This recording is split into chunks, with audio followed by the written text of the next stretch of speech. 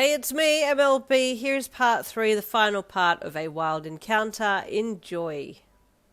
Just then, your eldest brother walked into the room, having heard the shock and surprise in your voice, and he wanted to investigate.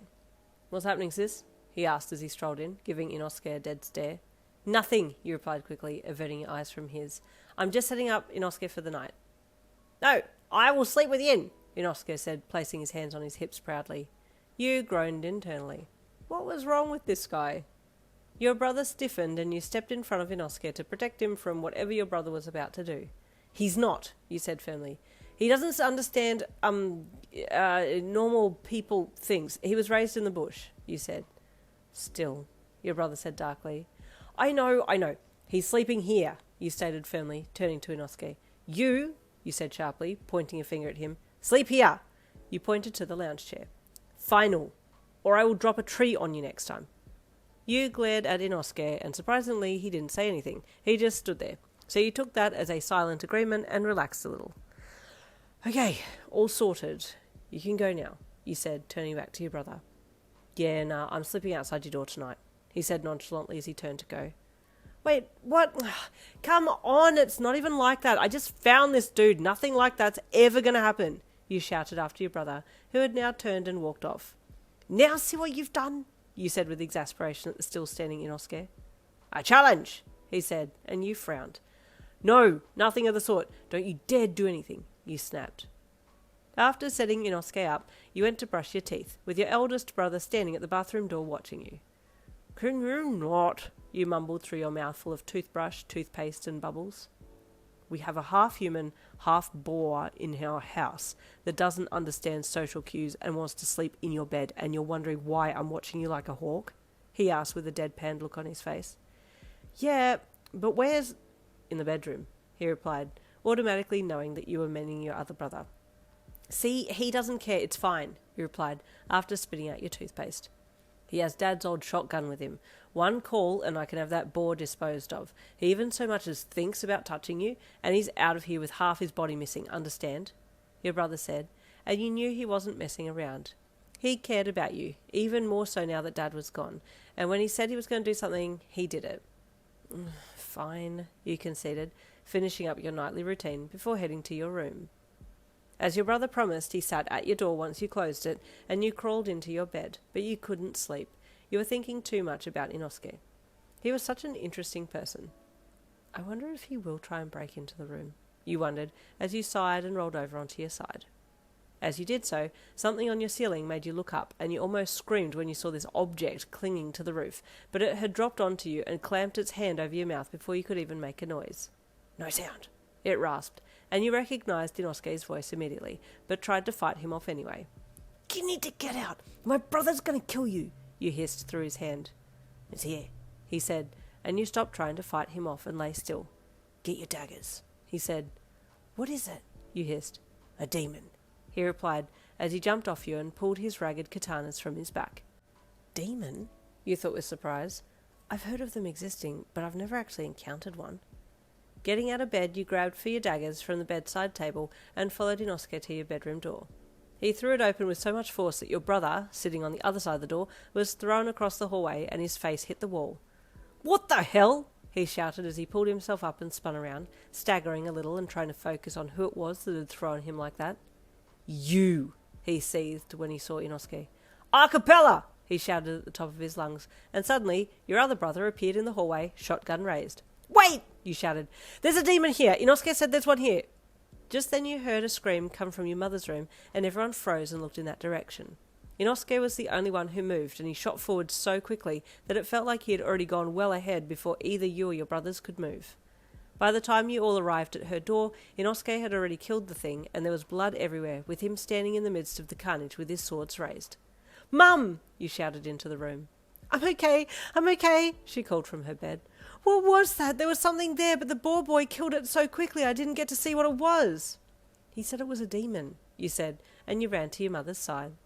"Thank you, Inosuke," she whispered as she buried her face into you. "See," you said, back over your shoulder to your brothers. "He's good. He only cares about fighting things. So put that gun down now," you added to your brother, who was still wielding it. "More!" Inosuke shouted. "I want another. That was so easy." "God," you groaned. Over the next few months, you tried repeatedly to get Inosuke to leave, telling him that he didn't need to stay here just because you were here. You were fine now, so he could be free to fight whoever he wanted to fight out there in the wild. But time and time again, he flatly refused, sometimes just ignoring you and getting back to chopping wood for the fire or carrying buckets of water for the bath. So, in the end, you just stopped telling him to leave and he just became a part of the family. His table manners were still atrocious and your brothers were still mildly wary of him, but after a while they realised he meant zero harm and he was welcomed more readily. It had been a year now since you had met Inosuke, and although you didn't really want to admit it, you had developed mad feelings for him. But you figured you could never admit this to him, as he wouldn't understand them at all. Yin, would you like to go to town to stay with our family friends like you did last year? Your mother asked you one day. Their son, who's the same age as you, is back from studying in the city, and they'd like for you to meet him, she said kindly. You never know, you two might just get along. Your heart sank a little at this thought, knowing that you didn't really want to be with anybody else but Inosuke, as weirdly as that sounded, but you didn't want to admit that to her. I guess, you said softly, looking out the window and seeing Inosuke chasing your eldest brother with a broom. You cracked a small smile and half chuckle at their antics, and although you tried to hide it, your mother saw. He might not think of you the same way, she said softly, and you looked at her quickly. What? I don't know what you're talking about. I'll go into town. I'll stay for a week and a bit and then I'll come back, you said, standing up to leave. I'll go and get sorted for it. And so you did. 2 weeks passed, and then you met your mum in the kitchen one morning. I'll head off soon, you said to her. Okay, she replied. Take Inosuke with you. He'll keep you safe. You nodded. Later that morning you bid your mum and brothers goodbye and turned to Inosuke. Will you come with me? You asked him. I'm going to town for a bit. Yes, he said plainly, and you gave him a small smile before saying one more goodbye to your family. Where are we going? He asked, as you headed for the track to town. Just into town, you said evasively. To do what? He asked. To meet someone, you said again, avoiding the topic as much as you could. Who are they? He pushed. Oh, can you stop asking questions? You grumbled internally. A boy. Why do you need to meet a boy? He asked as he strolled beside you. Because my mum wants me to meet someone that someday I might be able to get married to, you know, like find someone you want to spend the rest of your life with and have babies with and have a home, you know, normal human stuff, you huffed, feeling embarrassed and sad at having to spell this stuff out to him. You have me, marry me, and have babies with me. We can make a house, and I'll protect you from anything, he stated, without any hesitation. It was what you wanted to hear, but you still screeched wildly. What? He barked. Don't yell like that. What's the problem? No, I mean, it's not a problem, but do you understand what you just said? You asked with mortification. Yes, I said I want to marry you and have babies with you and make a house. Okay, but you have to actually like someone to want to marry them and have babies with them. Do you even like me, as in romantically? He paused, and his pause made your heart sink a little. What does that mean? He asked, and your sinking heart sank further. You don't get it, you sighed, turning away to continue on. Suddenly Inosuke yanked his boar head off and grabbed you by the arm and swung you back around to him, and before you could register what was happening, his lips were pressed to yours. I've been wanting to do that for a long time, Inosuke said once he had pulled back from the kiss. I don't know what the word romantically means, but I know I don't want you to be with anybody else, and I want you to be with me. Oh, that's good enough for me, you said with a bashful smile as you turned around on the track.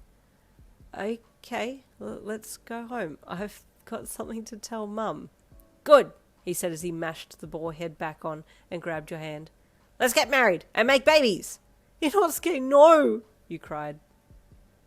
And there is the end of a wild encounter. It was a very short little mini-series, but I hope you enjoyed getting with Inosuke. Stay tuned for next week. Yet another Demon Slayer one-shot will be coming your way. I'll see you then.